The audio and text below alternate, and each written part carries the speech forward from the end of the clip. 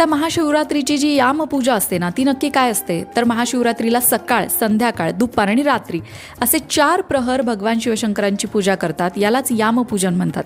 म्हणजे सकाळीही पूजा करायची, संध्याकाळी प्रदोषकाळ जेव्हा असतो, सूर्यास्त झाल्यानंतर जी 45 मिनिटं हा प्रदोषकाळ असतो, तर सूर्यास्त झाल्यानंतर सुद्धा पूजा करायची आहे आणि दुपारी सुद्धा पूजा केली जाते, रात्री सुद्धा पूजा केली जाते. असे 4 प्रहर असतात. आता आपल्याला हे सगळं नाही जमलं तर कमीत कमी संध्याकाळची पूजा तर आपण करूच शकतो.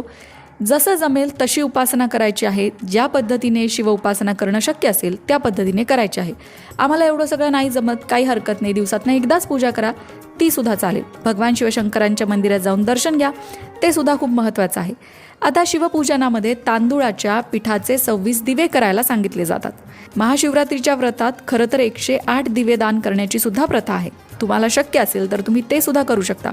भगवान शिवशंकरांना पांढरी फुलं वाहिली जातात हे